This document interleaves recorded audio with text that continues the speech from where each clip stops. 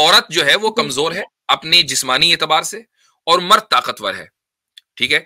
इस पर आपको ये जो नेचर ने, अगर आप इसको नेचर मान लें, चलो थोड़ी देर के लिए खुदा को अलग कर दें, नेचर ने जो तकसीम कर दी है, क्या ये इंसाफ है या ना इंसाफी है? नेचर ने तो, मैं तो नेचर को मानूंगी नहीं ना, मैं तो क्रिएटर को मानती हूँ, अल्लाह चले ताला को। चले मैं ठीक ये है। तो कहूंगी अल्लाह अब अगर ताला मुझे ने फिर बताइए कि मुझे क्या वीक बनाया, अब तो क्या वीक खुदा नहीं ताला ने मर्द को मजबूत और औरत को कमजोर बनाया जिस्मानी एतबार से, क्या आप ये कह रही हैं कि ये जी, नाइंसाफी है? ये ना इंसाफी होती अगर लिख दिया जाता कुरान पाक में। क्या ये क्या बात हुई? ये क्या बात हुई? यानी ये ज्यादती, जब यानी आप दुनिया खुद की ही सारी कह रही हैं ज्यादतियां इस्लाम हाँ, करेगा। जी जी, जब आप खुद ही नहीं कह नहीं, रही हैं कि बनाने वाला मैं अल्लाह ये है, कह रही हूँ। सुनिए सुन लीजिए, जी बनाने वाला अल्लाह है, आप अल्लाह को खालिक मान रही हैं, तो मर्द को भी उसने जी, बनाया, औरत को भी उसने बनाया, मर्द को ताकतवर बनाया, औरत को कमजोर बनाया। अब ये अल्लाह की जी, नाइंसाफी आपको लगती है या नहीं लगती है? मुझे ये अल्लाह ताला की मर्जी लगती है। तो ठीक है, ये उधर क्यों जब नहीं लगती फिर? जैसे एक कि मर्द एक को पागल होती है ना, औरत के जो वो किसी फैसले हैं वो पोजीशन पे इमोशंस होती की है। बुनियाद पर होते हैं और रैशनैलिटी की बुनियाद पर कम होते हैं, आपको वहां पर अल्लाह की मर्जी क्यों नहीं लगती? लेकिन अभी ये बात क्लियरली आप सिर्फ थप्पड़ मारने की बात कर रहे हैं, वहां पर उस आयत में लिखा है कि हड्डियां ना टूटे, ये तो कहाँ लिखा हड्डियां है? नहीं टूटेंगी। हैं, कोई एक मिनट मुझे एक मिनट ये एक मिनट आयत एक में नहीं लिखा है, ये आयत में कहाँ लिखा है? हड्डियां ना टूटे। आप वो आयत खोलने चले, मुझे सही जी टाइम नहीं पता। आयत खोलें जी, हड्डियां दिखाएं जी उसमें से जरा हड्डियां सी। दिखाए भाई आयत जी, हम्म, कहीं बोन नहीं दिखी, हड्डी खा गया मैं शायद चबा के। बताइए कहाँ बोनलेस है? है मेरे, बोनलेस कढ़ाई है। मतलब तो यहाँ पे मुझे थप्पड़ भी नहीं दिखा है। तो वो फिर तो तो आप बात ही मरवा, खत्म हो वो गई। तो आप वो तो आप खुद को मरवा रही हैं ना सिस्टर, वही तो हम कह रहे हैं। अच्छा, हमारे साथ एक आई डोंट नो, ये सिस्टर नेम है सबा। जी भाई, अस्सलाम वालेकुम। वालेकुम अस्सलाम। मैं मुसलमान हूँ, जी लेकिन मुझे आपसे एक बात करनी है। जी आप लोग यहाँ पर ये जो स्ट्रीम करते हैं, आप एक तो मुस्लिम्स के लिए लिंक बहुत कम देते हैं, दूसरा आप हमें लेते नहीं हैं। मतलब आपको पहले हमारी फिक्र करनी चाहिए, हम मुसलमान जो हमारा दिमाग ख़राब कर दिया गया है, या हम इस्लाम से दूर जा रहे हैं, या हमें भटका दिया गया है, तो आप पहले हमें इस्लाम में वापस लेकर आएँ, या हमें यहाँ पर रहने के काबिल बनाएं। आप अब उसमें देखें, आप है मतलब ना, आप आप हिंदी मुसलमान से भी हैं छोड़ और इस दें। टीम में भी हैं, बताइए आपको तो नहीं निकाला हमने? आपने, लेकिन मैं बहुत देर से ट्राई कर रही हूँ, और मुझे इतनी, मतलब आप सोचें एक बंदा जो इस्लाम पैदा मुसलमान हुआ है, फिर उसके जी सामने इस्लाम का इमेज इतना पॉजिटिव था, मेरी फैमिली अल्हम्दुलिल्लाह बहुत रिलीजियस है, सारा कुछ है, मैं अच्छी तरह से नमाज वगैरह पढ़ती रही हूँ। लेकिन मैं यहाँ पर नाम नहीं लूँगी, कुछ चैनल्स था, वहाँ पर जाने के बाद मेरा टोटली माइंड चेंज हो गया। हम्म जबकि मैंने उस चैनल पर कभी कोई मतलब इस्लाम के खिलाफ बात नहीं की, इस्लाम के हक में ही बात की। लेकिन अच्छा, मैं जाना खुद है आपने हजरत यहाँ और पे, गिला फिर आप पे है, ये बड़ा जी ताज्जुब है मुझे। मैं वही समझ रहा हूँ। दीन देखें देखें दीन सिस्टर, मेरी एक बात मिनट जाइए। सुनिए। जी जी, मैं सुन रहा हूँ, सुनिए, सुन लीजिए एक मिनट। देखिए, अब ये गिले शिकवे तो रखे हैं इधर, चूंकि आप यहाँ आ गई हैं। अच्छा, आप बहसी आपने अपना तारुफ मुसलमान के कराया है, तो हमने आपका ये नहीं अच्छा मुसलमान हो चलो बाहर निकलो, ऐसा नहीं हुआ, बल्कि हमने पूरी बात सुनी है। तो हाँ, ये अलग बात है कि हम प्रेफरेंस गैर मुस्लिमों को देते हैं अगर वो ये कहते हैं कि भाई हमने इस्लाम छोड़ दिया या जो भी है। अब अगर आप ये कह रही हैं कि आप उन चैनलों से मुतासिर होंगे, तो आप ही के लिए तो बैठे हैं इतनी देर से। अब इतना जी, तो टाइम मैं लगा, ये, उसमें हमारा कोई कंट्रोल नहीं है, वो स्ट्रीम यार्ड का मसला। उनसे कहें कि एक कोई कैंपेन इस तरह चलनी चाहिए कि 100 लोग बैक स्टेज पर हों, तो फिर कोई मसला नहीं होगा। अब 10 चले बंदे आ सकते हैं, तो क्या करें? ठीक है। अब ये आमिर भाई ने बात की है कि हम्म जाना खुद है और गिला हमसे। तो हम्म देखिए, अब मुझे तो नहीं पता ना, मुझे तो नहीं पता था कि अगर कोई मेरी रिकमेंडेशंस में वीडियोस आ रही हैं, मैंने खोली, तो अल्लाह ताला तो कहते हैं आप ठीक हज़ारों ठीक गुनाह ठीक, चले करते हो, मैं चले, ठीक माफ़ है कर ठीक है ठीक दूँगा। है, एक मिनट उसको अभी चलिए, उसको अगर मैं कह रहा हूँ, मुझसे गिले गिला शिकवे भी है, छोड़े, गिले शिकवे छोड़े, अपने मुद्दे पर आए। मसला क्या है वो बताइए। जी, मसला ये है कि जो अहादीस बयान की जाती हैं, जैसे हम्म कि एक है सबसे ज़्यादा आधे दिमाग जो औरत को कहा गया है। हम्म तो मैंने आपके चैनल पर देखा, लेकिन आपने कभी भी उस पे पूरी तरह से एक्सप्लेनेशन इस तरह से नहीं दी कि मुझे सैटिस्फाइड आंसर मिल जाए, या मैं एक सैटिस्फैक्टरी जवाब हो और मैं सैटिस्फाइड हो जाऊँ। अच्छा, फिर तो इसी तरह बहुत सारी चीज़ें हैं, हम्म तो ठीक आप ठीक अगर वो ठीक है। एक्सप्लेन करना तो चाहें तो आपका हो असल सकता है मसला मैं ये है, टाइम में रहूँ, आपका असल मसला और ये मैं है हमेशा, कि आपका असल मसला ये है कि हदीस में औरतों को आधी दिमाग वाला बोल दिया। मेरे मसले सिर्फ औरतों से रिलेटेड हैं क्योंकि मैं खुद एक लड़की हूँ। मुझे आई मुझे अंडरस्टैंड। एक और बात आपसे सवाल करना है। जी देखें, आप मुसलमान हैं, लेकिन आप मेल हैं, मैं फीमेल हूँ। अच्छा हमें अच्छा, लोग हजरत हमें हजरत पहले एक सारे सवाल का जवाब हिंदू दे दें। सिस्टर सिस्टर आप साथ रहिएगा, हजरत पहले उस बात का जवाब दे दें, तो फिर तरतीब से चलते हैं। सिस्टर को स्पेशल टाइम दे देते हैं जी। नहीं नहीं, मैं ठीक है, अभी थोड़ा सा केस समझ लेना। वो आप क्या कहनी थी? Carry on sister Saba, sorry मैं जी। जी, हाँ, मैं आपसे मैं ये मैं कह रही हूँ मेल हूँ, आप फीमेल है जी, फिर?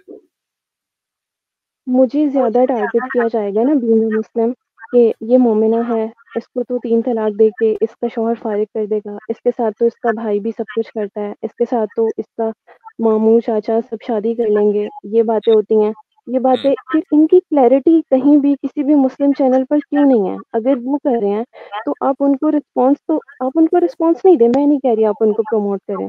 लेकिन आप इतनी अच्छी इसकी एक्सप्लेनेशन दे दें कि किसी हिंदू का मतलब उनकी ज़रूरत ही ना हो कि वो किसी मोमिना को ये बात करें। देखिए, मैंने आज तक ज़िंदगी में मेरे किसी कज़न ने मेरे साथ ऐसी कोई बात नहीं की, मेरे भाई ने कभी ऐसी बात नहीं की होगी, किसी कज़न भाई ने भी जो कि मतलब मेरे फर्स्ट कज़िन्स हैं, सेकंड कज़िन्स हैं, जो भी हैं। लेकिन हमारा इमेज दुनिया में इतना ख़राब है मुसलमान लड़कियों का, मैं तो हैरान हूँ। और फिर 3 तलाक वाली बात आप करते हैं, चले, उसको अब भी मैं आपसे मुझे एक सवाल कर रहा हूँ, ठीक है, बात हो जवाब गई अब नहीं आपकी। मिलता। अब आप मुझे ये बताइए, आप इस वक्त मुसलमान हैं या नहीं? मैं मुसलमान हूँ, मुझे दिल में ख़्याल आता है कि मैं मतलब मेरे साथ तो बुरा हो रहा है, लेकिन मैं फिर भी क्योंकि मेरी अल्लाह ताला से और हज़रत मोहम्मद सल्लल्लाहु अलैहि वसल्लम से मोहब्बत बहुत है कि अगर वो गलत चीज़ भी मुझे लगती है, तो मैं सोचती हूँ चलें गलत है तो क्या हुआ, नाइंसाफ़ी बर्दाश्त कर लूँ। लेकिन ठीक है, कभी-कभी हर्ट होता है, फिर डिप्रेशन होता है, फिर इंसान सुसाइड की तरफ जाता है। तो बहुत ओके, सारी चीज़ें हैं ठीक है, और तो चले इसीलिए हम, मैं यहाँ पर आई हूँ कि जी। चले ठीक है। अब देखें, ये जो आपने पूरी गुफ्तगू की है ना, मुझे एक बात बताएं कि क्या आप इस गुफ्तगू को खुद से बताइए, इमोशन बेस्ड मानती हैं या रैशनल बेस्ड मानती हैं? मैंने उन्होंने जो मुझे कुछ रेफ़रेंसेस दिए, मैंने नहीं उनके नहीं, ऊपर वो किया, छोड़ दीजिए। जो ये जो सारी अभी चीज़ें गुफ्तगू हुई है अभी आपके सामने, ये जो आके गुफ्तगू हुई है ना, कि भाई हम औरत हैं, हमें टारगेट किया जाता है, और जनाब 3 तलाक, मेरा भाई ये कह देगा फला, ये सारी जो गुफ्तगू है, मैं मुझे मोहब्बत है लेकिन मैं मान लेती हूँ, चलो कोई बात नहीं, मुझे समझ में नहीं आ रही है, ठीक है। ये सारी जो गुफ्तगू है, ये इमोशन बेस्ड है, क्या ये रैशनैलिटी बेस्ड है? अगर मैं आपसे एक बात बोलूँ सच, तो अगर मैं अभी तक इस्लाम में हूँ, तो मैं ये कहूँगी चाहे अल्लाह ताला मुझे इस बात का गुनाह भी शायद देंगे, मैं इमोशनली इस्लाम से अटैच्ड हूँ इसलिए मैं इस्लाम में हूँ। अगर मैं रैशनली सोचूँ तो मैं इस्लाम छोड़ दूँगी। ठीक है, ठीक है। तो आपकी जो गुफ्तगू है वो इमोशंस के ऊपर है ना? मैं ये बात मान रही हूँ क्योंकि मेरी ठीक, मोहब्बत है तो मैं इस्लाम में हूँ। ठीक है, अगर मैं ठीक दिमाग है, से सोचूँ ठीक है। तो मुझे वो अब मैं चीज़ें इसी ठीक लग रही हैं। मैं इसी को कहना चाह रहा था। यही मैं सुनना चाह रहा था आपसे कि इमोशंस ज़्यादा है, और इमोशंस की ज़्यादती को ही हदीस में, जहां औरत का आधी अकल वो जो है ना, वो आपको मुर्तदों ने बताया कि देखो हदीस में रसूल अकरम सल्लल्लाहु अलैहि वसल्लम ने फरमाया कि मैंने नाकिसातुल अक्ल वद्दीन, कि अक्ल दीन में मैंने नाकिस देखा। अब आप मुझे एक बात बताएं कि नाकिस का मतलब क्या होता है? क्या नाकिस का मतलब होता है आधा? डेफिशिएंसी होती है, अच्छा, दिमाग में कमी है, मतलब मेरा नक्स, दिमाग कम है, अच्छा, आपका फुल है, मेरा कम नक्स है। का मतलब आपके नजदीक हुआ डेफिशिएंसी, ठीक। किस चीज जी, में? दिमाग में। दिमाग में। अच्छा, अगर मैं ये कहूं कि इसी हदीस में आप सल्लल्लाहु अलैहि वसल्लम ने यह साबित किया है कि औरत अक्लमंद होती है, उसी हदीस में, तो क्या आप मान जाएंगे? जी, ये बात तो मान जाऊँगी। उस हदीस में एक खातून ने सवाल किया, जब यह जुमला आया, तो एक खातून के बारे में जिसके लिए लफ्ज इस्तेमाल किया जजलतन, और जजलतन के माने आते हैं निहायत अक्लमंद और जहीन व फतीन। उसने यह सवाल किया, या रसूलुल्लाह, ये नुकसान अक्ल क्या है? तो आप सल्लल्लाहु अलैहि वसल्लम ने क्या जवाब दिया था? जवाब यह दिया था कि देखो, तुम्हारी गवाही मर्द के मुकाबले में आधी है, यानी तुम दो, मर्द एक, है ना? यह जवाब दिया था ना? जी, अच्छा, सवाल करने वाली औरत को क्या कहा जा रहा है? अकलमंद। इसका मतलब क्या है कि औरतें कैटेगोरिकली आधी अकल वाली नहीं होती हैं, चूंकि वरना फिर वो औरत भी होती है, उसको कहते देखो एक आधी अकल वाली औरत ने यह सवाल किया, उसको कहा पूरी अकल वाली इंटेलिजेंट औरत ने यह सवाल किया। और जवाब में क्या कहा जा रहा है? जवाब में कहा जा रहा है कि 2 औरतों की गवाही एक औरत के बराबर होती है। अब मुझे एक बात बताइए आप, सॉरी हाँ, एक मर्द के बराबर होती है। अब मुझे एक बात बताएं आप कि गवाही में औरतों को 2 और मर्द को 1 क्यों रखा? इसलिए रखा चूंकि जो गवाही अदालत में दी जाती है, जाहिर है कि वहां पर किसी सामने वाले का जो जिंदगी है, उसकी रेप्यूटेशन है, उसका पैसा है, कुछ भी है, वो दांव पर लगा हुआ है। उसी के बारे में तो गवाही दी जा रही है। अब अगर आपने इमोशनली गवाही वहां पर दी, चूंकि औरतें इमोशन में ज्यादा होती हैं, दे आर यानी उनमें वो इमोशनल मर्द के मुकाबले में they are more emotional rather than man, ये साइकोलॉजिकली साबित है। तो जब ये चीज है, तो कोई औरत अगर इमोशनली ड्रिवन होकर गवाही देगी तो सामने वाले की तो लुटिया डूब गई, आपके इमोशन खत्म नहीं हुए। इसलिए 2 औरतें लाई गई, 2 औरतें अदालत में लाई जाएंगी ताकि क्रॉस एग्जामिनेशन और क्रॉस चेक में आसानी हो कि पहली औरत जो कह रही है वही दूसरी कहे। यही वजह है कि कुरान ने जहां गवाही के फलसफे को बयान किया, वहां यह है कि अंतज़िल्ल इहदाहुमा फतुज़क्किर इहदाहुमा अल-उखरा, कि अगर उनमें से कोई एक गलत बयानी करे, फतुज़क्किरा, तो दूसरी उसको याद दिला दे कि नहीं ऐसा नहीं हुआ, ऐसा हुआ था। अब मुझे एक बात बताइए कि गलत बयानी करना, इसका ताल्लुक अकल से नहीं है, इसका ताल्लुक इमोशन से है कि आपने कोई वाकया देखा, उस वाकये को अगर आपने इमोशनली समझा चाहा तो वो अलग अंदाज होगा उसका, और अगर आप उसको रैशनली समझना चाहेंगी तो उसका अंदाज अलग होगा। तो इस हदीस के अंदर औरतों के इमोशनल होने की बात हो रही है, ना कि रैशनैलिटी में कम होने की बात हो रही है। वरना किसी भी औरत को अकलमंद ना कहा जाता। जी हजरत, मैं इसमें ऐड करना चाहता हूँ। सिस्टर जरा तवज्जो कीजिएगा। आपने इमोशनली आप कह रही हैं मैं अटैच हूँ, रैशनली। सिस्टर आप थोड़ा सा इंग्लिश पढ़ लेती हैं, मेरे साथ चलिएगा। जी ठीक है, ये आर्टिकल है आपकी स्क्रीन के ऊपर, है बीबीसी का है, 25 अगस्त का 2005। क्या लिखा हुआ जरा ऊपर से पढ़ें। एक सर्वे हुआ था एकेडमिक्स का, शुरू से पढ़ें। Men cleverer than women claim. कौन क्लेम कर रहा है? कौन क्लेम कर रहा है? Claim the research shows that men are more intelligent than women. जी, इसके आर्टिकल को पूरा पढ़ सकती हैं। ये है रैशनल जवाब। ठीक है, thank you. Over to you Mufti Sahab. अच्छा, आप देखें, इस आर्टिकल से मुझे मालूम है कि बहुत से साइंटिस्ट ने इख्तिलाफ किया है, लेकिन उन्होंने जो इख्तिलाफ किया है ना, उसकी कोई वजह नहीं है। चूंकि जिन साइंटिस्ट ने इस चीज को साबित किया है, उन्होंने ब्रेन साइज को सामने रखकर कहा कि भाई इसलिए इंटेलिजेंस में कमी फर्क है, चूंकि मर्द और औरत के ब्रेन साइज में फर्क होता है। एक मुझे एक बात बताएं कि क्या आप सुन लीजिए, इंटेलिजेंस की बात है ना, वो क्लेवर और इंटेलिजेंस के मैन आर मोर इंटेलिजेंट। अभी वो दोबारा आर्टिकल आप देख लें तो, हालांकि मैंने उसका कोई हवाला नहीं दिया था, ये सामने आ गया। Academics in the UK claim that researchers show that men are more intelligent than women. मैंने अपनी एक्सप्लेनेशन में इसका कोई हवाला नहीं दिया। मुझे एक बात बताएं कि क्या ये पढ़ने के बाद साइंस पर से आपका एतकाद खत्म हो गया?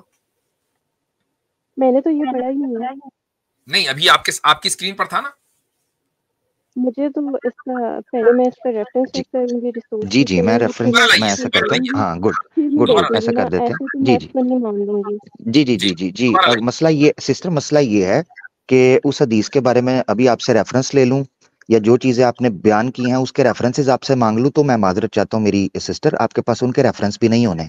मगर कोई बात नहीं, इस्लाम का सौदा सस्ता है, हम रेफरेंस के बगैर मानते हैं। सिस्टर जरा आप रेफरेंस ले लीजिएगा जरा, कोई बात नहीं, दिक्कत होगी थोड़ी, बस मेरे साथ चलिएगा। मैंने वो हदीस sunnah.com पर ही पढ़ी। जी मैं उसमें आदि लीजिए ना, अब जरा सुन लीजिए उनकी बात। जी सुन ले, ये जरा मैं दे रहा हूँ, ये लिंक आ जाएगा, ठीक है, इसको आप तसल्ली से पढ़ें। ये वुमेन के आईक्यू का टेस्ट किया गया था और इसमें हजारों स्टूडेंट्स जो हैं वॉलंटियरली उसमें शामिल थे सर्वे में। ये सर्वे 2005 का मैंने आपके सामने रखा है, 25 अगस्त का। ठीक है, तो एक चीज ये देख लें कि रेफरेंस स्टडी एरास्मस यूनिवर्सिटी की, वो भी मैंने चेक कर ली है कॉपी। Thank you. तो सिस्टर ये जो आधी अकल, जी उस प्राइवेट चैट में आप जाके सिस्टर देख लीजिएगा, उनको तसल्ली से पढ़ें। मसला ये बन गया हुआ है कि सारे रेफरेंसेस जो हैं वो सारे रेफरेंस, मैं बताता हूँ मैं क्या कहना चाह रहा हूँ, मैं वो सुनेंगी तो मुझे आपको पता चल मैं क्या कहना चाह रहा हूँ। मसला ये सिस्टर हमारा बन गया है, सिस्टर कुरान ट्रांसलेशन से आपने पढ़ा होगा? जी नहीं। हाँ सिस्टर, बस मसला ये पड़ गया है कि सारे रेफरेंस हमने लेने हैं मुफ्ती यासिर साहब से, ठीक है जी, और सारे रेफरेंस हमने लेने हैं मौलवियों से। ये बड़ी दिक्कत पड़ गई है। हमने इनकार नहीं किया, मगर दुख इस चीज का है कि हमारे लोग जज्बाती तौर पर ही इस्लाम को माने हुए हैं। सिस्टर मुझे सुन तो लेने दीजिए ना, सुन लीजिए आपकी सुनिए हमने जी। सिस्टर आपकी सुनिए। सिस्टर मसला ये बन गया हुआ है। सिस्टर मसला ये बन गया हुआ है कि हम लोगों ने इस्लाम को भी, हम लोगों ने अनफॉर्चुनेटली, जैसे आपने कहा भी, इस्लाम को जज्बाती तौर पर अपनाया हुआ है। मगर फर्क ये है कि तमाम मुसलमान, अल्हम्दुलिल्लाह, एक बड़ी तादाद मुसलमानों की, मुफ्ती साहब की तरह और दीगर हमारे भाइयों की तरह ऐसे मौजूद हैं जिन्होंने इस्लाम को जज्बाती तौर पर नहीं सिर्फ अपनाया हुआ है। जज्बात का अपना एक मकाम है, हमने रैशनली भी इस्लाम को परख कर देखा है। तो मसला ये है, इसमें सिस्टर कसूर हमारी यूथ का है, पढ़ नहीं रहे या रेफरेंसेस नहीं पढ़ते, ट्रांसलेशन नहीं पढ़ते। जी आमिर भाई एक मिनट सिस्टर साहब, एक मिनट, जस्ट अ सेकंड, जरा सिस्टर अलीना के लिए जगह बनाइए। जी सिस्टर अलीना के लिए मैं जगह बना देता हूँ। तो ये सारे मामलात हैं यार, ये जो हमारे एक दो दोस्त हैं एंड वाले। मैं पढ़ नहीं रही हूँ। अच्छा आप बात कर लें, आतिफ रैयान मौजूद है। आतिफ रैयान जरा सा आप जो है सिस्टर अलीना के लिए जगह, सिस्टर के लिए जगह बना दे। अच्छा तो मसला खाली है, वैसे हजरत जगह खाली है।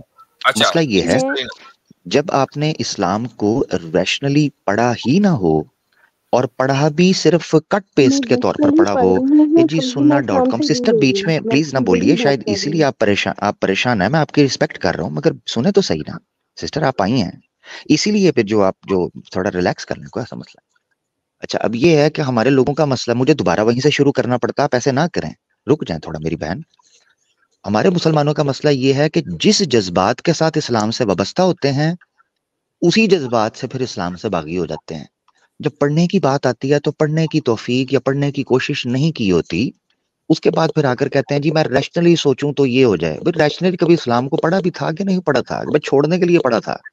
अच्छा फिर सीखा भी उनसे। हमारी बदनसीबी देखें कि कुछ हमसे कहा होता, क्या औरों से कहा तुमने, औरों से सुना तुमने, कुछ हमसे कहा होता, कुछ हमसे सुना भी होता। अब आधी अकल का लॉलीपॉप पकड़ा दिया है, एक्स मुस्लिम ने छोड़ दिया है, तो उसको लिए लोग फिर रहे हैं। जी कजन मामू चाचा की फिर रहे हैं। हमारे अदना से अदना दर्जे की हमारे मुसलमान लोग हों, उनसे आप पूछिए, वो इन चीजों के जवाब देते हैं। हम लोगों ने कितनी बार इनके जवाब दिए हुए हैं। अब हमारे लोग सुने तो फिर ना, कितनी बार कि जी क्या है कजन मैरिज, क्या है चाचा मामा का क्या रिश्ता है। मैं सवाल करता हूँ, इन एक्स मुस्लिम से पूछा जाए जो ये सारा राग लापते हैं सुबह शाम, क्या इन्होंने अपनी भांजियों के साथ यही हरकत की है? बोलें। क्या इन्होंने अपनी भतीजियों के साथ ये हरकत की है? बोलें। क्या इन्होंने अपनी बहनों और माओं के साथ ये हरकत की है जो हर औरत के बारे में बदनाम कर रहे हैं? की है ये हरकतें? बोले ना अपने मुंह से कि ये करते रहे हैं, तब हम मानेंगे कि ये कह रहे हैं कि जी इस्लाम ये कहता था। Come on. अच्छा ये सारी मेरी बात। कैसर भाई ने ज्वाइन किया है। अस्सलाम वालेकुम तुल्ला। कैसर भाई क्या हाल चाल है? सिस्टर के लिए जी वालेकुम अस्सलाम व रहमतुल्लाहि व बरकातहू। क्या माशाल्लाह, आप अगरचे सफर में हैं लेकिन आपने ज्वाइन किया, बहुत बहुत शुक्रिया, बारकल्लाह फीकुम। मैं आखिरी मीटिंग अभी भुगता के मैं अभी पहुंचा। बस वो मुझे ये भी पता चला कि सिस्टर एलेना के लिए जगह बन रही है, तो मैंने कहा मैं जल्दी से कब्जा कर लूं जाके। यानी आपने इजराइल कर लिया। अल्लाह अकबर। दे लीजिए, वो ज्यादा हजरत यहाँ फिर इतराज उठ जाएगा कि देखें लेडीज के लिए जगह खाली हो रही थी, कैसर भाई आके बैठने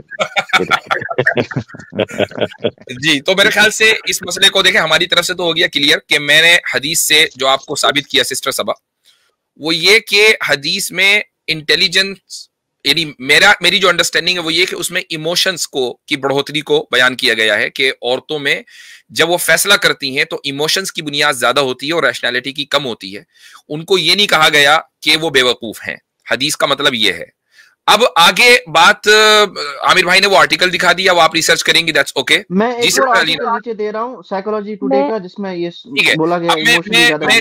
मैं चाहूंगा सिस्टर अलीना आप इस मौजू पर गुफ्तगू करें, आप अगर चाहें। मुझे बोलने का मौका देंगे? जी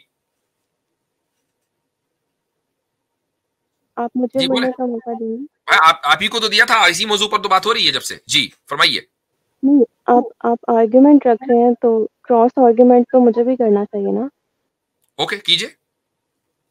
मैं आपसे ये बोल रही हूँ। अच्छा सिस्टर हजरत, ये जो क्रॉस आर्ग्यूमेंट आ रहा है, इसमें मुझे सीखने का अंसर कम और बहस मुबासे का अंसर ज्यादा लग रहा है, तो मेरे ख्याल से सिस्टर लीना को दिया जाए। जी जी, मैं सुन लें, पहले एक मरतबा सुन लें, उसके बाद फिर देखते हैं। जी जी सिस्टर सबा, गो अहेड, क्रॉस आर्गुमेंट। मैंने कहा कि ये मेडिकली बात साबित हो गई कि औरतें कम अकल होती, वो इमोशनली वीक होती हैं, ठीक है? ये अमर भाई ने बोला ना अभी। नहीं, मैंने नहीं बोला ये, फिर मुझे गलत कोट कर रहे हैं। यही मसला हो रहा है कि आप मेरे ख्याल से शायद गौर से सुन नहीं पा रही, आप इमोशनल ज्यादा हो गई हैं। रिलैक्स हो जाएं, कोई ऐसा मसला नहीं है। सिस्टर लीना आपके साथ बात करेंगी। मैंने ये बात की ही नहीं है कि औरतें इमोशनली वीक होती हैं। ये बात ना मुफ्ती साहब ने भी नहीं की, ये बात हम में से किसी ने भी नहीं की। यही तो बात है कि आपको नहीं समझ पड़ रही, मुश्किल पड़ रही है। ये तो बात की ही नहीं है। जी आप दोबारा समझा दें। नहीं भी इतना नहीं होता ना सिस्टर, आप दोबारा सुन लीजिएगा। मैं मुख्तसर एक चंद सेकंडों के अंदर, औरत जब फैसला करती है तो उसके फैसले में इमोशंस का किरदार रैशनैलिटी के मुकाबले में ज्यादा होता है। इस चीज को बयान करने के लिए रसूल अकरम सल्लल्लाहु अलैहि वसल्लम ने यह ताबीर इख्तियार की है और उसको मिसाल से, शहादत की मिसाल से, गवाही की मिसाल से समझाया है। अगर औरतों को मुतलकन कैटेगोरिकली कम अकल, नादान और बेवकूफ साबित करना होता तो उसी हदीस में जिस औरत ने सवाल किया रसूल अकरम सल्लल्लाहु अलैहि वसल्लम से, उसको इंटेलिजेंट ना कहा गया होता। जी ये हम कहना चाह रहे थे। अब इसके बाद आपको कुछ कहना है तो ठीक है, वरना फिर मैं सिस्टर रीना से कहूँ। जी आप कहना चाह रहे हैं, फिर अभी आप कह भी रहे हैं, और फिर आप, अब जब मैं उसको पूरा समराइज करती हूँ, इमोशनली वीक कहा है आपने, तो आप मानते नहीं हैं। नहीं, इसमें मैं इमोशनली कहा कि इमोशनली वीक होने में, इमोशनली वीक होने में और इमोशनली स्कैटर्ड होने में या डाइवर्ट होने में या मिलान होने में फर्क होता है, ठीक है? हाँ, डिटर्मिन होने में फर्क होता है। सिस्टर आप सिस्टर लीना को बात करने दें, आपको समझने में शायद टाइम लगेगा। सिस्टर लीना बात कर लीजिए। हाँ, वो जो औरतें को अच्छे से समझ सकेंगी। सिस्टर सब आपका तरफ से माइक भी एको कर रहा है, आप जरा इसको म्यूट कीजिएगा। सबसे पहले तो अस्सलाम वालेकुम वरहमतुल्लाह। मेरे ख्याल से सिस्टर को प्रॉब्लम जो आ रही है वो वर्ड वीकनेस से आ रही है। वो एक्सेप्ट नहीं कर पा रही कि औरत के अंदर कोई वीकनेस होती है। वो बराबरी की बात करना चाह रही हैं। अगर मैं यहाँ पर बैठे हुए जितने भी मर्द हजरात बैठे, मैं अगर इनसे ये पूछूं कि आप लोग अपने आप को वीक मानेंगे घर गृहस्थी में, बच्चे पालने में, तो वो इसको खुशी खुशी एक्सेप्ट करेंगे, क्योंकि कुछ चीजों में मर्द जो है उनको बढ़तरी दी गई है और कुछ चीजों में औरतों की मैनेजमेंट, औरतों का तरीका जो है वो ज्यादा बेहतर तरीके से है। तो ये वीकनेसेस नहीं है ये, बल्कि ये बैलेंस है। तो सिस्टर उसको बार बार वर्ड वीकनेस से, चाहे वो इमोशनल में हो चाहे वो रैशनल तरीके से, वो एक्सेप्ट नहीं कर पा रही है। तो सिस्टर हम लोगों को, मैं आपके ये बात कर रही थी तो मैं नीचे भी यही लिख रही थी कि आप इस चीज को एक्सेप्ट करें कि अगर ये बैलेंस अल्लाह पाक ना हमारे बीच बनाता है, या जो घर के जो दो पहिए होते हैं जिनसे घर चलता है, बैलेंस ना हो तो फिर ये किस तरह चलेगा? आप इमोशनल हो, हम हैं, और इमोशनल की वजह से ही हम अच्छे तरीके से बच्चे पाल सकते हैं। अल्लाह ने हमारे अंदर ये वीकनेस नहीं है, हमारी एक बहुत बड़ी स्ट्रांगनेस है।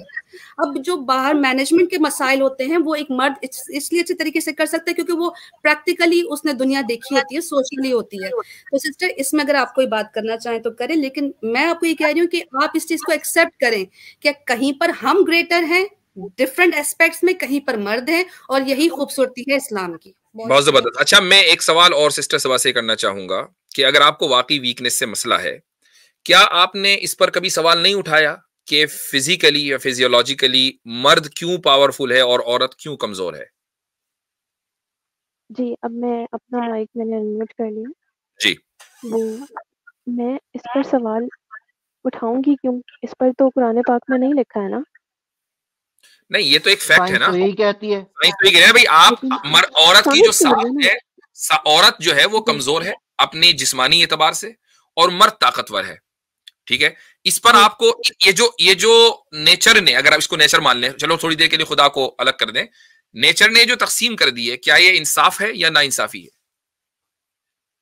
नेचर ने तो, मैं तो नेचर को मानूंगी नहीं ना, मैं तो क्रिएटर को मानती हूँ, अल्लाह ताला को। मैं ये कहूंगी अल्लाह ताला ने फिर मुझे क्या खुदा ताला ने मर्द को जिस्मानी एतबार से कमजोर और औरत को, मर्द को मजबूत और औरत को कमजोर बनाया जिस्मानी एतबार से?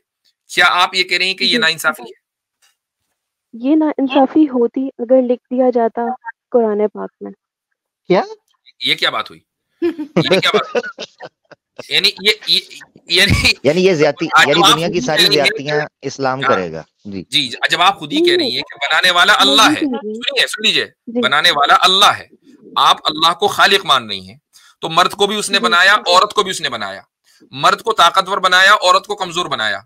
अब ये अल्लाह की नाइंसाफी आपको लगती है या नहीं लगती है? मुझे ये अल्लाह ताला की मर्जी लगती है। तो ठीक है, उधर क्यों नहीं लगती कि मर्द को औरत के जो फैसले हैं वो इमोशंस की बुनियाद पर होते हैं और रैशनैलिटी की बुनियाद पर कम होते हैं, आपको वहां पर अल्लाह की मर्जी क्यों नहीं लगती? मैं दो मिसालें देना चाहूंगा, एक हाइपोथेटिकल है और एक जो है वो मेरा अपना जाती तजुर्बा है। वो हाइपोथेटिकल एग्जांपल ये है, मसलन दो दोस्त कहीं हॉस्टल में रहते हैं, रूम शेयर कर रहे हैं, तो एक जब सुबह उठे तो एक दोस्त बीमार था, दूसरे ने पूछा भाई उठ क्यों नहीं रहा है? तो उसने कहा यार आज बहुत तबीयत खराब हो रही है, लग रहा है कि टेम्परेचर बढ़ गया। तो दूसरा दोस्त क्या कहेगा? ठीक है चलता हूं मैं, क्लास के लिए देर हो रही है। वो ये कह के चले जाएगा, इनकी दोस्ती में कोई फर्क नहीं आने वाला, क्योंकि जो बंदा है ना वो उसकी बीवी नहीं है, वो इमोशनली उसको पैम्पर नहीं करेगा, उसको वो उसके साथ के भी हाँ ये दवा ले लो, फला ले लो, उसके साथ खड़ा है, उसके सर दबा रहा है, उसके पैर दबा रहा है, ऐसा कुछ नहीं करेगा, वो निकल लेगा। लेकिन अगर उसकी जगह बीवी होगी, शोहर उठे और वो ये कहे कि आज मेरी तबीयत खराब है और लगता है कि मुझे बुखार हो गया, तो बीवी अपने सारे काम छोड़कर शोहर की तीमारदारी में लग जाएगी। आमतौर से ऐसा ही होता है जो घर गृहस्थी जिनमें अच्छा माहौल होता है। तो ये इसलिए है, इसीलिए अल्लाह ताला ने फैमिली को खूबसूरत बनाया है कि अगर औरत में उन इमोशंस की कमी होती ना तो उसका रवैया भी उस दोस्त जैसा होता कि जो अपने काम से लग जाता, भाई तुम बीमार पड़े रहो। उसमें इमोशंस की ज्यादती इसीलिए है कि वो अपने इमोशन का उस वक्त मर्द के लिए इजहार करे जिस वक्त मर्द को उन इमोशंस की जरूरत है। तो ये है हाइपोथेटिकल एग्जांपल। और जो रियल टाइम एग्जांपल है वो भी मैं बता देता हूं। वो एग्जांपल ये है कि एक मर्तबा आज से कोई तकरीबन 10 साल पहले मैं यूएस में एक कोर्ट में गया और कोर्ट में एज ए ज्यूरर मेरा ज्यूरी सर्विस के लिए इंतखाब हुआ। वहां केस था डोमेस्टिक वायलेंस का, और डोमेस्टिक वायलेंस में जिस बंदे को पकड़ा गया था उसके खिलाफ काफी गवाहियां मौजूद थी कि उसने अपनी बीवी के पंच मारा है और थोड़ा सा बीवी को हुआ। तो ज्यूरी सर्विस का मतलब अमेरिका में होता है, आई डोंट नो आप कितनी फेमिलियर है उससे, तो जो 14 बंदे होते हैं ज्यूरी बॉक्स में, वो फैसला करते हैं कि भाई बंदा मुजरिम है या नहीं है। तो सारे गवाह, सारे सबूत सुनने के बाद हम लोगों को जज के कमरे में भेज दिया गया। मैं उसमें शामिल था, बाकी सब गोरे थे, औरतें भी थी, मर्द भी। अब हमें वो सारे जो सबूत थे वो दोबारा देखने थे। तो उसमें जो मर्द थे वो सारे के सारे इस बात पर मुत्तफिक थे कि हाँ भाई पंच तो लगा है, लेकिन एक पंच की वजह से बंदा 3 साल जेल में जाए, ये नाइंसाफी है। लेकिन जो औरतें थीं वो ये कहनी थी कि ये कैसे मुमकिन है कि उसने पंच मार दिया, उसको सजा मिलनी चाहिए, वो 3 साल क्या 4 साल, उसको 5 साल उसको जेल होनी चाहिए। और फिर आहिस्ता आहिस्ता जब मर्दों ने दलील देकर उनको कायल करना शुरू किया तो सारी की सारी औरतें मर्दों के कैंप में आ गई और इत्तेफाक ये हुआ कि ये बंदा गिल्टी नहीं है और उसको छोड़ दिया गया। अब आप ये देखें कि एक ही वाकया है, एक ही तरह के सबूत हैं, उन दोनों सबूतों को समझने की जो बुनियाद है वो बिल्कुल अलग अलग है। कुछ लोग उसको इमोशंस की बुनियाद पर समझ रहे हैं और कुछ उसको रैशनैलिटी की बुनियाद पर समझ रहे हैं, और जब रैशनैलिटी की बुनियाद पर समझने वालों ने इमोशंस की बुनियाद पर समझने वालों को कायल किया तो वो फौरन कायल हो गए। तो ये रियल लाइफ जो एक्सपीरियंस मेरा अपना है, मैं उसको बयान कर रहा हूं। तो इसीलिए भी 2 औरतों की गवाही मांगी गई है एक मर्द के मुकाबले में। अच्छा हजरत, मैं सिस्टर ने जो बात की है ना, मुझे बड़ा अजीब ये चीज लगी कि उन्होंने बड़ा क्लियर कट कह दिया है। अगर हम लोगों ने तो सुन लिया है, अगर सुनने वालों ने भी सुना हो तो उनको जब आपने बताया ये चीज, वो कहते हैं मैं तब इस पर एतराज करती जब वो कुरान के अंदर या हदीस के अंदर लिखा होता है, क्योंकि वो एक फैक्चुअल नेचुरल चीज है, लिहाजा मैं उसको मर्दी मानती हूँ और उसको मर्दी मान के चल रही।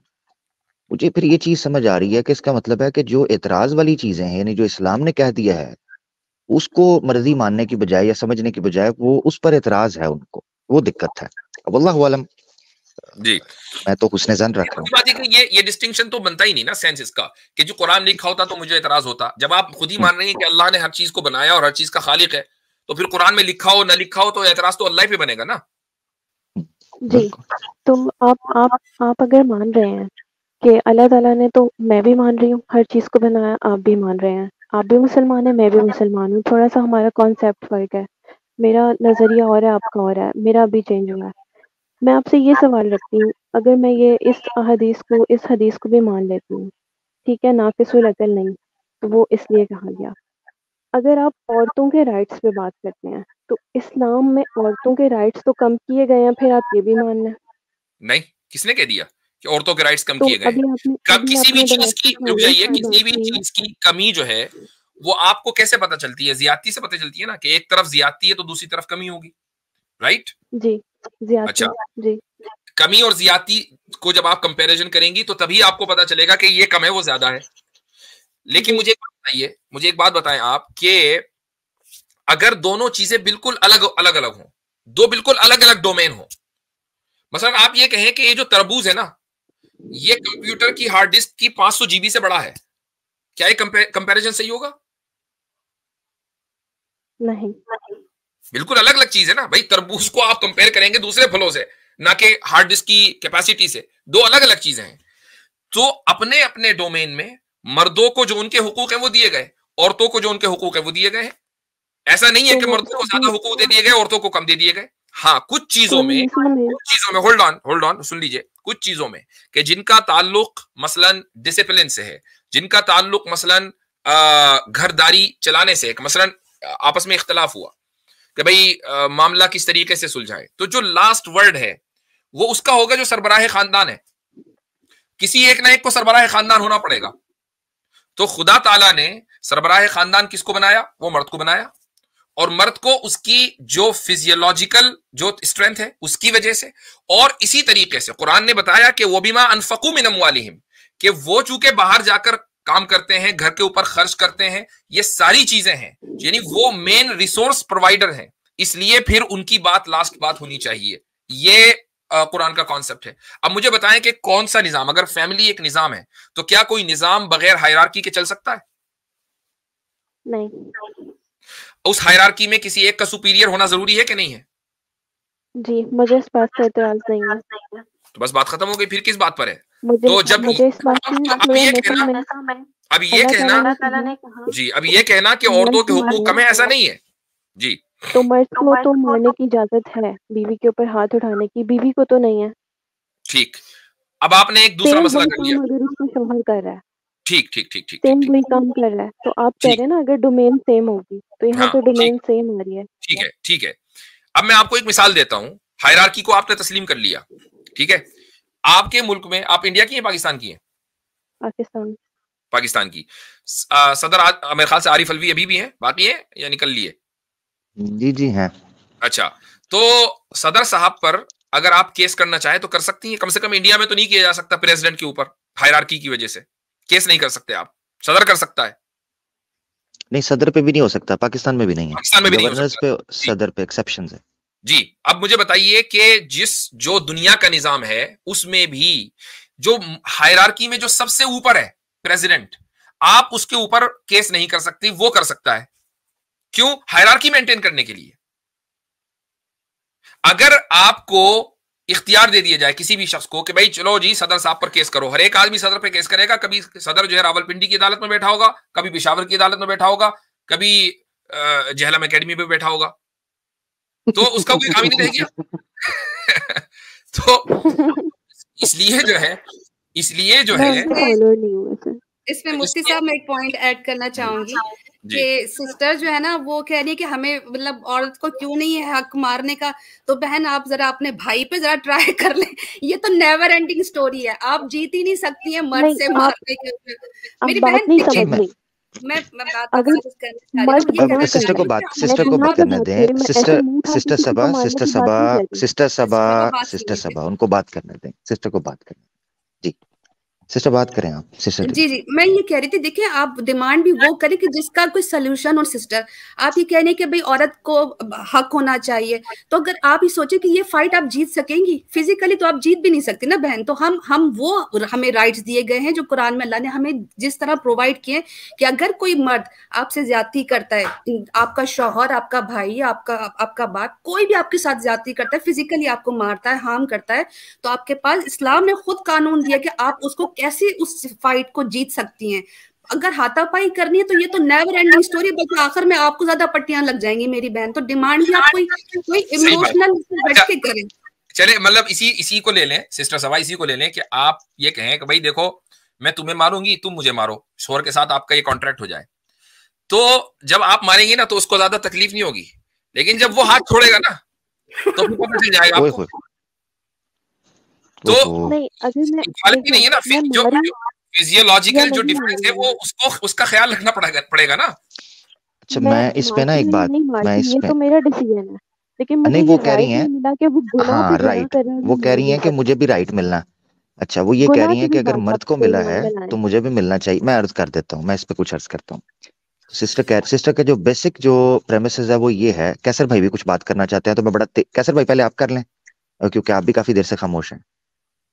यानी अच्छी बात है, मैं आपके अंडर कार्ड में आ जाऊंगा इस तरह से। मेन इवेंट आपका हो जाएगा। सिस्टर सबा, अस्सलाम वालेकुम, मैं कैसर अर्ज कर रहा हूँ।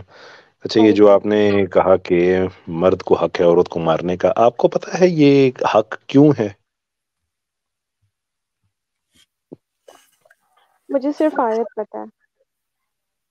ठीक है, आयत 434 है और उस आयत में मुफ्ती साहब आप मुझे बता सकते हैं कि वो किस सूरत में मारने का हक है? क्योंकि मैंने जिन उलमा से पूछा था उन्होंने मुझे सिस्टर कैसर भाई ने कुछ पूछा है, उनको देख लेना। मैं आपकी तरफ बड़े गौर से ऑब्जर्व कर रहा हूँ, आपको कैसर भाई को जवाब दे दें जो पूछ रहे हैं वो। जी, मैंने अभी आपको बताया ना कि 434 है सूरह निसा की आयत नंबर 34, यही घूम फिर के सामने आती है बार बार। हियर इज अ सिचुएशन कि अल्लाह ताला ये कहते हैं कि ये जो औरतें हैं, ये आप, ऐसा नहीं है कि आप उठा के जो मर्जी करे, जब उठा के आपने मारना शुरू कर दिया। तो सवाल मैं आपसे इसलिए पूछना चाहता हूँ, नशूज़हुन्ना, ये एक बड़ी पर्टिकुलर फ्रेज है जो हदीस में भी इस्तेमाल हुई है। बात हम करते हैं, और मेरी पूरी बात सुनिएगा, इसके एंड में मैं आपसे एक सवाल पूछना चाहूंगा कि वो औरतें हैं जो कि गुमराही करती हैं, यानी कि आपके हस्बैंड की जो इज्जत है उसकी हिफाजत नहीं करते। ये पीछे बात लिखा हुआ है कि वो औरतें जो हैं बेसिकली अच्छी होती हैं, जो हिफाजत करने वाली होती हैं। जब हस्बैंड पास नहीं होता वहां पे, तो जाहिर सी बात है उसकी इज्जत की, अपने निकाह की हिफाजत करती हैं। और उसके बाद फिर है कि वो औरतें जो सरकशी करती हैं, यानी कि वो खयानत करती हैं अपने हस्बैंड की अमानत में, उसका बेड किसी और मर्द के साथ शेयर करती हैं या कहीं और उन्होंने ताल्लुक बनाए हुए हैं। कुरान ये कहता है कि अगर कोई ऐसा करती है ना, उससे बात करो, समझाओ उसे। फिर भी बाज नहीं आती, बिस्तर जुदा कर लो। फिर भी बाज नहीं आती तो उसके बाद फिर आगे है मारो। और फिर अगर वो ठीक हो जाती है तो उसको कभी तुम बहाना भी ना ढूंढो उसको ताना देने का। अब यहाँ पे जो स्टेजेस हैं उसमें ये है कि जब बात आती है उसको समझाने की, तो उस औरत के पास खुला का हक है, वो खुला नहीं लेती। वो क्या करती है, वो अपने हस्बैंड की इज्जत नाराम किए रखती है, एक बॉयफ्रेंड बनाए रखती है, और ये एक जिद करती है कि मैं तुम्हारे घर में रह के ऐसा करूंगी। फिर वो उसे बिस्तर जुदा करता है, और वो फिर भी कहती है मैं खुला नहीं ले रही, हक मेरे पास है, मैं ले नहीं रही, मैं यहीं पे रह रही हूँ, तुम्हारे घर में रह के सारा कुछ करूंगी।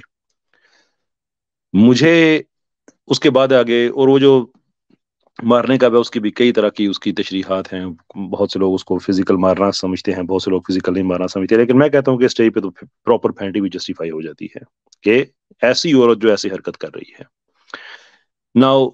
और उसके बाद भी है कि अगर वो फिर अपना रास्ता ठीक कर लेती है तो आपने उसको ताना भी नहीं देना है, बहाना नहीं ढूंढना है आपने। अब आप ये आयत ना किसी नॉन मुस्लिम कपल के पास ले जाएं, मुल्हिदीन के पास ले जाएं कि किसी मुल्हिद की बीवी ऐसी हरकत कर रही है, और उसको बताएं कि यूके में ऑन एवरेज, बरतानिया में हर हफ्ते ऑन एवरेज 2 औरतों का कत्ल होता है उनके साबका शोहरों या उनके साबका बॉयफ्रेंड के हाथों के।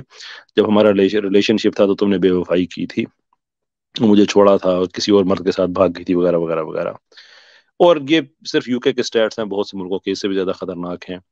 कि तुम्हें क्या अच्छा लगेगा कि तुम ऐसी हरकत कर रही हो तो तुम्हारा हस्बैंड आके तुमसे बात करे, तो बेड जुदा करे, ये प्रोसेस तुम्हें अच्छा लगेगा, या खींच दे, जो ही देखे ना तुम्हें ऐसा करते हुए वहीं भी फड़का दे? ये 434 तुम्हें अच्छी लगेगी या नहीं लगेगी? What do you think? और ये, इसमें कुछ जनरल प्रिंसिपल ना लीजिएगा, कोई नबी पाक सल्लल्लाहु अलैहि वसल्लम ने आखिरी खुतबे में यही बात कहा है कि तुम्हारा कोई इख्तियार नहीं औरतों को मारो, सिवाय यही सर्कमस्टांसेस जो 434 के लिखे हुए हैं। तो आप जरा मुझे बताइए, अपने भाई को सामने रख के, अल्लाह ताला आपके भाई के घर की इज्जत करे, वो हमारा भाई है, इनके बेचारे पर्सनल रिलेशंस को रिमूव कर दें किसी भी आदमी को कि जिसकी बीवी ऐसे कर रही है, और कुरान कह रहा है कि अपनी बीवी को इतनी इज्जत दो कि इस हरकत के बावजूद उससे बात करो, फिर बिस्तर जुदा करो। फिर भी वो कहती है कि मैं जाऊंगी भी नहीं और तुम्हारे घर में ही रह के किसी और मर्द के साथ मुंह काला करूंगी। What should be the response? इस्लाम में तो ज़िना की सजा उसको मार देना है। मैं उस तरफ आते हैं, उस तरफ मेरे सवाल का जवाब दीजिए। नहीं, बात फ्लर्ट की हो रही है, अभी उसने ज़िना नहीं किया, उसके ताल्लुकात हैं, एक्स्ट्रा मैरिटल अफेयर कर रही है वो, उसकी बात हो रही है। अभी ये दूसरे जो हैं ये तो बोल रहे थे कि इज्जत खराब किया। एक्सट्रीम एग्जांपल दे रहा हूँ ना, उसने याराना लगाया, कुछ भी किया है, यानी कि इज्जत की हिफाजत नहीं की ना, जो कुरान ने कहा है कि मर्द की गैर मौजूदगी में उसने हिफाजत नहीं की। Whatever the situation, अब मुझे बताएं उसका क्या। और अगर जिना भी कर लिया उसने, तो ये तो मर्द का हक है ना कि वो कोर्ट जाए या नहीं जाए। वो नहीं जाना चाह रहा, वो मामले को अपने घर में ही सुलझाना चाह रहा है, तो कैसे सुलझाए? और बीवी सुन नहीं रही है। अब बताएं क्या करें? कोर्ट के जरिए कोड़े लगाना आपको मंजूर है, या शौहर अगर उसके एक आध हाथ छोड़ने से मामला सही हो जाता हो वो मंजूर है? मुझे ये मंजूर है जो अल्लाह ताला ने लिखा है, लेकिन फिर जब शौहर ये हरकत कर रहा है तो ठीक। अब उसका जवाब जी कसर भाई, मैं हालांकि उसका मैं जवाब दे चुका हूं, इसमें आप इसको ऐड करना चाहेंगे कसर भाई? अगर शौहर ये कर रहा है। हाँ जी जी बिल्कुल। अच्छा, यहाँ तक तो हमारी बात क्लियर होगी, क्योंकि औरत ऐसा करती है तो फिर आप ये नहीं हम कह रहे कि ये मर्द को हक है वो मारे, बल्कि बता दिया है कि वो अदर सर्कमस्टेंसेस। ये बात क्लियर होगी हमारी? जी राइट। अब अगर मर्द ऐसी हरकत करता है तो औरत को ये हक क्यों नहीं दिया गया? बड़ी सिंपल वजह है कि हमें जो साइकोलॉजिकल स्टैट्स हैं और जो साइकोलॉजी के माहिरीन हैं वो बताते हैं कि अगर इस तरह की दुनिया में जहां पे भी ऐसा होता है कि किसी मर्द ने अगर गलत हरकत की है और उसकी औरत ने उस पर हाथ उठाया है, तो उसमें अल्टीमेट नुकसान औरत का हुआ है। That's number 1। नंबर 2, जो साइकोलॉजिकल सिमुलेशंस हैं वो ये बताती हैं कि इस तरह के इख्तियारात अगर औरत को दे दें तो वो घर बच ही नहीं सकता, जबकि इस्लाम इस आयत में मर्द को इसलिए हुक्म दे रहा है कि घर बच जाए। If the cost of that is a slap on the face, और उसके बाद फैमिली बच जाती है, ये बड़ी अच्छी बात है। जब औरत करेगी तो उसका एग्जैक्ट ऑपोजिट उसका आउटकम होगा कि वो घर टूट जाएगा, इसलिए वो नहीं कर सकती। जी मुझे इजाजत है जी। जी जी सर। आमिर भाई एक सेकंड, मैं सिर्फ ये पूछना चाहूंगा कि यहाँ तक जो बात है सिस्टर सबा वो क्लियर हो गई या नहीं? क्योंकि स्टेप बाय स्टेप चले तो फिर जरा बात मुनासिब होती है। जी बिल्कुल बिल्कुल। यहाँ तक बात क्लियर हो गई कि इजाजत क्यों नहीं है, लेकिन अभी ये बात क्लियर है, आप सिर्फ थप्पड़ मारने की बात कर रहे हैं। वहाँ पे उस आयत में लिखा है कि हड्डियां ना टूटे। ये कहाँ लिखा है? आयत में नहीं लिखा है। ये आयत में कहाँ लिखा है हड्डियां ना टूटे? एक्स मुस्लिम की किताब में लिखा है, मतलब बहुत ज्यादा चोट है। आप वो आयत खोलने चले, मुझे जी आयत खोलें जी, हड्डियां दिखाएं जी उसमें से। हड्डियां दिखाएं भाई, आयत में हड्डियां नजर को दिखाना बहुत जरूरी है जी। सिस्टर सबा को शेयर एक्नॉलेज भाई आप शेयर कर दिए, मैं खुद फोन से हूँ। ये तो बड़ी मजे की सिस्टर ने बात कर दी है कि आयत में लिखा हुआ है कि हड्डियां ना टूटे। मुझे भी दिखाएं ताकि मैं फिर आगे से एहतियात किया करूं। जी दिखाएं आतिफ भाई, जरा वो आयत शेयर करें जरा, मैं फोन से हूं जी। अच्छा, वैसे पॉइंट नोट करने वाला ये है कि सिस्टर ने आधी वाली बात, अकल वाली बात से स्टार्ट किया, फिर ऑल ओवर द वो प्लेस फैल गया कि वुमेन राइट्स हो गया, और उसके बाद मार हो गया। अब ये कॉमन जितने भी एतराजात है ना आमिर भाई, वो सारे कुछ अब आपके सामने एक एक करके सामने सारे आएंगे, लेकिन आप अगर इनसे रेफरेंस मांगे तो वो आगे से कह रही हैं कि मुफ्ती साहब जरा वो आयत बता दीजिए, या आमिर भाई वो हड्डी वाली चीज बता दीजिए। कोई बात सिस्टर ने डबल चेक किया। असल में इसमें मैं सिस्टर सबा से ना मुझे वो जो लग रहा है, आयत तरह ले आए सामने। एक तो ये है, आयत सामने आ जाए। दूसरा ये है सिस्टर अलीना का जो, हाँ सिस्टर अलीना का जो कंसर्न है वो मैं दूर किए देता हूँ। असल में सिस्टर होती है 7-7 8-8 घंटे की स्ट्रीम, उसमें स्क्रिप्ट मिक्स हो जाती है, नहीं पता चल रहा होता कि किस वक्त क्या बात की गई थी। वो प्लीज आप थोड़ा समझा करें इस चीज को। मैं पूछ रहा था जी जी मैं आप मुझे बताएं जरा एक बात बस। चलें ठीक है, आयत आ गई, चलें बाद में बात करते हैं। मैं भी आई नहीं, पहले आप नहीं आए। अच्छा हाँ, मैं वो बोल रहा था सिस्टर सबा, आप मुझे बताएं आप कभी इनके चैनल पे गई हैं, मतलब एज एन कॉलर? जी गई हैं, वो बता रही थी। अच्छा, तभी यही बात है, वहां पे थोड़ा सा उनका वो ईगो हर्ट हो गया है। जी भाई, इसको थोड़ा सा जूम करें, इसको जूम करें। वो इसमें हड्डियां देखनी है, हड्डियां दिखाएं जी कोई। अगर रान या चांप मेरी फेवरेट है भाई जी। जी जी मैं हजरत विंग्स भी बड़े शौक से खाता हूँ। वो तो मेरे भी फेवरेट है आमिर भाई, वो नहीं, वो मुझे मिलेंगे, मैं उस पर लड़ाई करूंगा। चले ठीक है, वो आप आपके। लोग मुझे नॉन मुस्लिम समझ रहे हैं?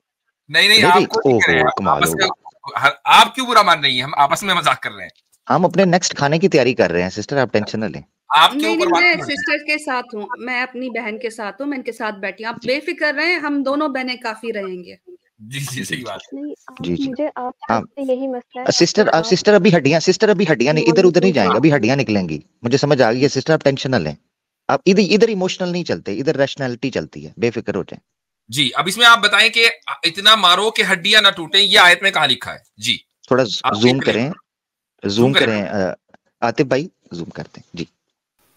अच्छा, जब तक वो हड्डियां निकलती हैं, वो एक बड़ा जबरदस्त सा कॉमेडी का शेर है कि ए दोस्त फरामोश तेरा होश कहाँ है, हड्डियां ही हड्डियां रह गई, तेरा गोश्त कहाँ है। तेरे जिस्म में सिर्फ हड्डियां हैं, पर गोश्त कहाँ है। अच्छा जी, ये आयत नंबर क्या था इसका?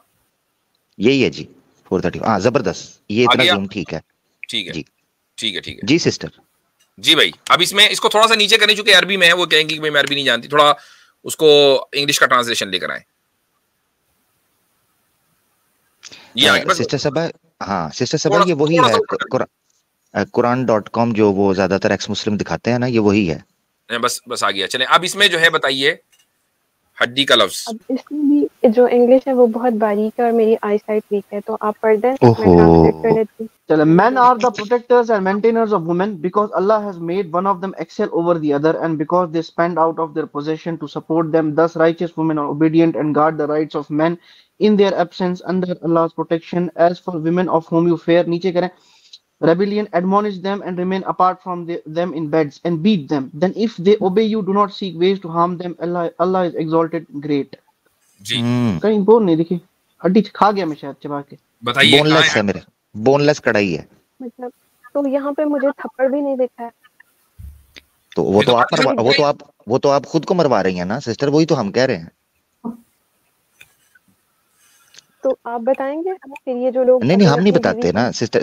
हजरत जरा मुझे यहाँ से मौका दीजिएगा, क्योंकि मैं सिस्टर हम नहीं बताते होते, हम एतराज सुनते होते हैं।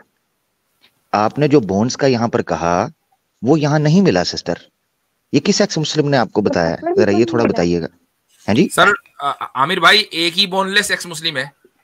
हाँ बिल्कुल एक ही है, वही स्पाइनलेस तो सारे हैं हजरत, लेकिन इससे पहले ब्रेनलेस भी सारे ही हैं। जी आमिर भाई, इससे पहले कि गुफ्तगू थोड़ी सी डिटेल हो जाए, मैं सिर्फ आपको असिस्ट करते हुए चाहूंगा कि आप इनसे पूछें कि जो ये कह रही हैं कि इसमें थप्पड़ भी नहीं लिखा हुआ, तो थप्पड़ का दावा हमें से किसने किया था कि लिखा है कि थप्पड़ मार लो? वहां पे आयत में लिखा हुआ नहीं। वैसे मैंने आपसे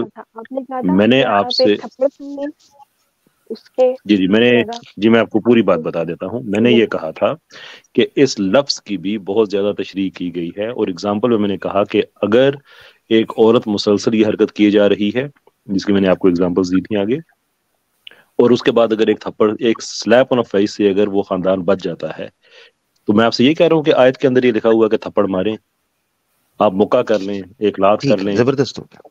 अच्छा मैं सॉरी, मेरा बहुत देर का सवाल फंसा हुआ है, मैं नहीं निकल पा रहा किसी तरीके से। अच्छा सिस्टर सबा, ये है कि मैं आपको ऑनेस्टली बताऊं, ये हुजूर की, कैसर भाई की, दोस्तों की मौजूदगी में मैं आपको सिंसियर समझ रहा था, मगर ऑनेस्टली स्पीकिंग मेरा हुस्न ज़न खत्म हो गया हुआ है। एक तो ये चीज है, दूसरी चीज ये है कि ना जो आपने कहा वो उस आयत में से निकला है, खुद फिर आप कह रही हैं थप्पड़ भी नहीं निकल रहा, समझ से बाहर है। फिर क्लेम क्या है, फिर कहना क्या चाह रही हैं? नहीं थप्पड़ चले, हड्डियां तो नहीं ना निकली, हड्डियां आपने डाली थी ना, वो तो नहीं निकली। हड्डियां नहीं निकली तो फिर मारने का हुक्म है, मारने में तो हड्डियां तोड़ना आ गया। अच्छा मारने में क्या आ गया? हड्डियां तोड़ना आ गया। अच्छा अब इसी को लेकर चलते हैं, मुझे जरा मौका प्लीज दे दीजिएगा जरा प्लीज। अच्छा अब लेकर चलते हैं। मैं आपसे पूछना चाहता हूँ, आपका जो बेस था ना, जहां से कैसर भाई ने बात की थी, मैं वहीं से बात करना चाहता हूँ। मैं आपसे ये सवाल पूछता हूँ, पुलिस है एक स्टेट के अंदर, आप जो आपका सवाल था ना बेस, वो ये थी कि जी मर्द को इख्तियार दिया गया, मुझे क्यों इख्तियार नहीं दिया गया? और फिर आपने कहा था जी मर्द अगर करेगा तो उसका क्या मामला होगा, क्या नहीं होगा। तो हायरार्की सिस्टम को समझाते हुए हजरत ने आपके सामने एक बात रख दी जिसको आपने मानने से इनकार नहीं किया। आपने कहा कि बिल्कुल ऐसा ही है, मैं उससे इनकार नहीं करती, होना चाहिए। सिस्टर मैं आपसे पूछता हूँ, जो पुलिस है, पुलिस ये एक क्रिमिनल को अरेस्ट कर सकती है? जी। अच्छा, उस क्रिमिनल को धक्का भी दे सकती है, नीचे भी गिरा सकती है? लॉ के अकॉर्डिंग। लॉ के अकॉर्डिंग ऑब्वियसली, पुलिस की बात कर रहा हूं ना, पुलिस लॉ के अकॉर्डिंग ये कर सकती है। अच्छा, अगर वो आगे से थोड़ी मुजाहमत करे या हिलजुल करे तो उसको मुक्के ठुड्डे नीचे घुमा के गिराना, जिस तरह हम वीडियोस में देखते हैं, लॉ के अकॉर्डिंगली उसको काबू करने के लिए पुलिस उसको हथकड़ियां पहनाने के लिए कर सकती है? ये पंजाब पुलिस करती है, मैं तो उसके हक में नहीं हूँ। सिस्टर मैंने जो पूछा है आपसे, आप फिर मुझे वही उस जगह पे कह रही हैं। आप जवाब का जवाब दें जो है लॉ के अकॉर्डिंगली, पंजाब पुलिस करती है या पश्तो करती है? सिस्टर जवाब देना मेरी बात का। हाँ जी, पेश किया जाता है। मैंने मेरा सवाल क्या पूछा है, मैंने सवाल क्या पूछा है आपसे? पुलिस ही मार सकती है, नहीं मार सकती। मैं नहीं, एक मिनट, हाँ चलें, अब आपने कहा नहीं मार सकती, अब मैं आपको सिचुएशन देता हूँ। एक चोर है, वो भागा है, पुलिस उसको चेज कर रही है, ठीक है, ठीक हो गया, पुलिस चेज कर रही है। अब वो एक जगह पे जाके छुप जाता है, पुलिस उसको निकालने लगी है, वो नहीं निकल रहा, पुलिस पकड़ने जाती है उसको, पुलिस को मारता है, ठीक है, आगे से उनको मारता है, धक्का देता है। पुलिस उसको जबरदस्ती पकड़ सकती है कि नहीं? लॉ के अकॉर्डिंगली उसको गिरा सकती है, पकड़ सकती है? पकड़ सकती है। उसमें उसको हो सकता है धक्का भी मारना पड़े, हो सकता है पंच भी एक मारना पड़े ताकि उसको काम डाउन करें, कर सकती है? जी। ठीक है, ये लॉ के अकॉर्डिंग होगा, है ना? हाँ ठीक है, लॉ के अकॉर्डिंग होगा। क्या यही कोई काम कोई सिविलियन कर सकता है? नहीं, क्यों? उसके पास राइट नहीं है। एग्जैक्टली इसका मतलब ये है कि स्टेट ने पुलिस को ये लाइसेंस दिया है कि वो लॉ एंड ऑर्डर को कायम रखने के लिए थोड़ा सा एग्रेशन, थोड़ा सा हिट पंच, ये चीजें कर सकता है, ठीक है ना? और सिविलियन को नहीं दिया।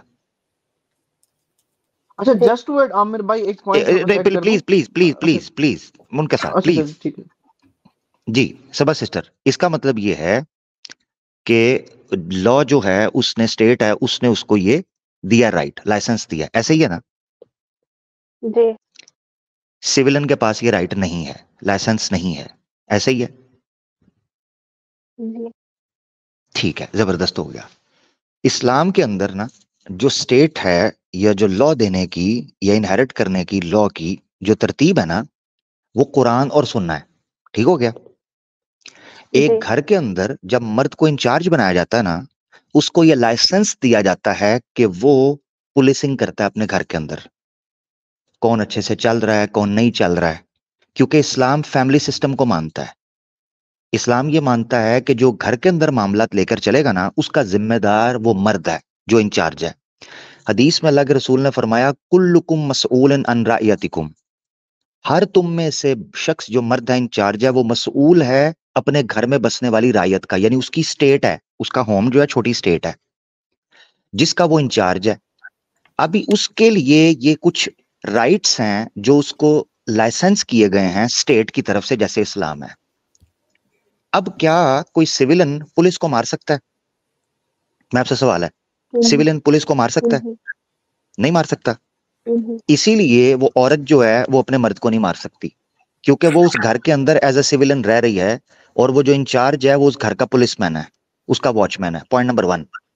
अब सवाल ये उठता है कि अगर पुलिस वाले ज्यादती कर दें, ठीक है, सवाल ये उठता है कि जैसे मर्द अगर ज्यादती कर रहा है तो क्या औरत कर सकती है? तो क्या होगा? उसके लिए स्टेट मौजूद है। जैसे पुलिस वाले अगर गलत करते हैं तो हम स्टेट को अपील करते हैं, लॉयर को हायर करते हैं। ऐसे ही औरत के साथ जब मर्द ज्यादती करेगा या बेजा तंग करेगा या बिला वजह मारेगा या बिला वजह उसको तंग करेगा या उस किसी और अफेयर करेगा, औरत के पास कंप्लीट राइट है वो अपनी फैमिली को इन्वॉल्व करके, लॉयर को इन्वॉल्व करके उस पुलिसमैन के खिलाफ केस करे और फिल फॉर उसका लाइसेंस छीन लिया जाएगा और उस औरत को प्रोटेक्शन दी जाएगी। That's how we explains it.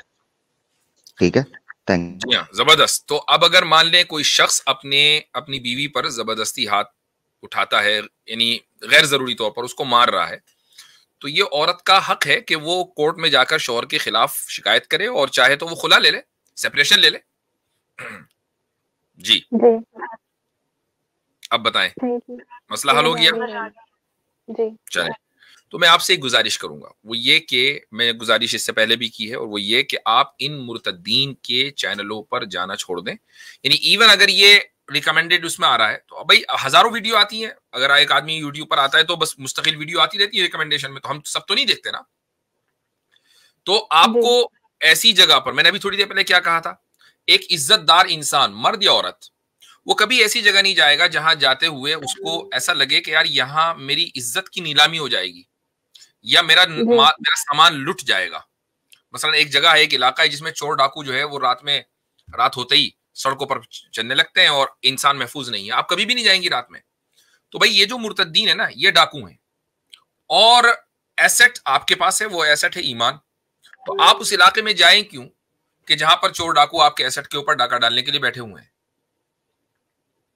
Simple सी बात है।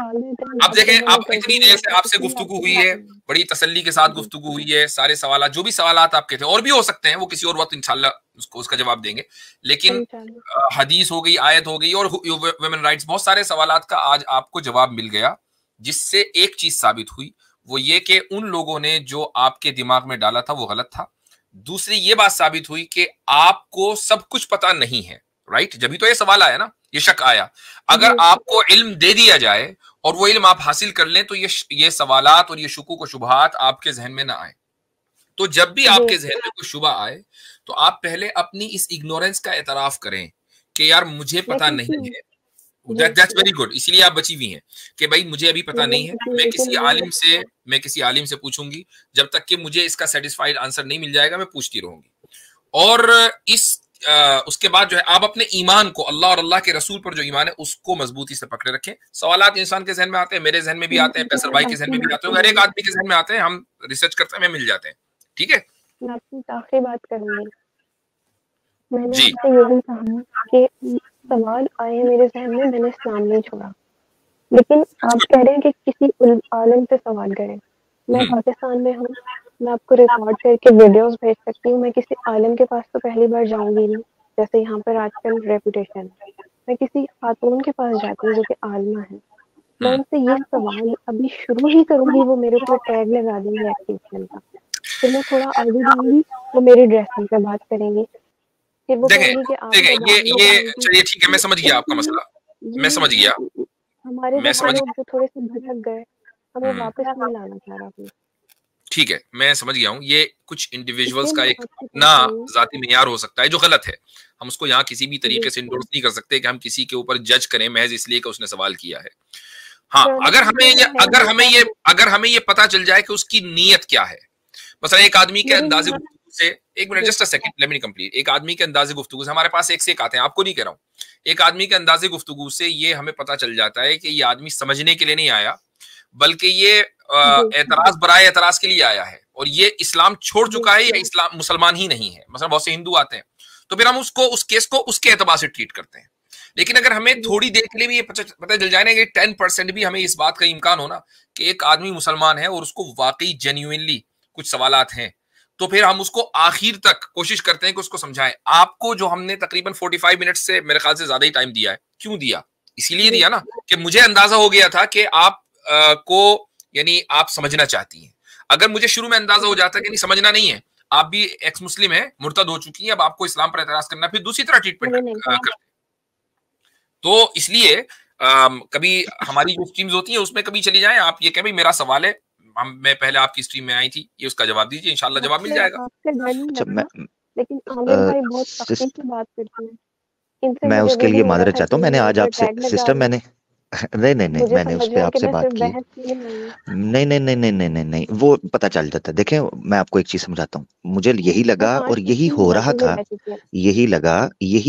था, और कोई बात नहीं, बहस मुबासा से उलझन नहीं होती, बहस मुबासे से आप सीखते हैं। मैं दो बातें करना चाहूंगा जिसको तवज्जो से आपने सिस्टर सुनना है। एक तो ये चीज है कि देखिए, बहस मुबासा इटसेल्फ इज नॉट रॉन्ग, या उसमें कोई इशू नहीं है। इशू होता है उस कजरवी का, जो कजरवी नतीजा बनती है, उससे उलझन होती है। अच्छा, एक चीज, दूसरी चीज वो तो आपको हजरत ने क्लियर कर दी। दो चीजें यहाँ मैं कहना चाहता हूँ जिन पर आपने तवज्जो करनी है। पॉइंट नंबर 1, क्योंकि आप फीमेल हैं तो मैं आपको ऐसी मिसाल दूंगा जो आपके एक्सपीरियंस में आने वाली हो, ठीक है। लेडीज को नॉर्मली कुकिंग का बड़ा शौक होता है, तो मैं कुकिंग की मिसाल दूंगा। आप कुकिंग के अंदर ना सबसे इंपॉर्टेंट चीज क्या होती है सबा सिस्टर कुकिंग में? मैं कुकिंग नहीं करती, सॉरी। नहीं, अच्छा नहीं करती, मगर आइडिया तो होगा। सबसे इंपॉर्टेंट चीज क्या होती है? मेरी मम्मी करती है। मुझे आइडिया नहीं। आपको आइडिया नहीं है? चलें सिस्टर लीना से पूछता हूँ। देखें जी, एक लेडी आउट हो गई है जी, दूसरी लेडी से हम पूछने लगे, दूसरी सिस्टर से। जी सिस्टर लीना, क्या होता है सबसे इंपॉर्टेंट? अगर प्रोसेस की बात करेंगे तो कुकिंग के लिए आग का होना जरूरी है, और अगर टारगेट की बात करेंगे तो टेस्ट। नहीं नहीं नहीं नहीं नहीं नहीं नहीं नहीं, आपने दो औरतों को इस मामले में फेल कर दिया। आप कितने बड़े कुक थे भाई? ये जरा सुनिए, जब मैं बोलूंगा तो सब कहेंगे हाँ बात ठीक है। कुकिंग में सबसे इंपॉर्टेंट चीज क्या होती है? अलीना सिस्टर, आपने जवाब गलत हो गया आपका। सिस्टर सबा को पता नहीं, टेक्नोलॉजी इस्लाम भाई ने भी जो जवाब दिया वो भी नहीं। हजरत आप ट्राई करना चाहेंगे? आप ऐसा नहीं कर सकते आधे वालों के साथ। चले मैं ही बता देता हूँ। सबसे इंपॉर्टेंट कुकिंग के अंदर जो चीज होती है, रेसिपी होती है। रेसिपी का एक स्टेप भी मिस होगा ना, एक स्टेप भी, वो चीज नहीं बना पाएंगे जो आप बनाना चाहते हैं।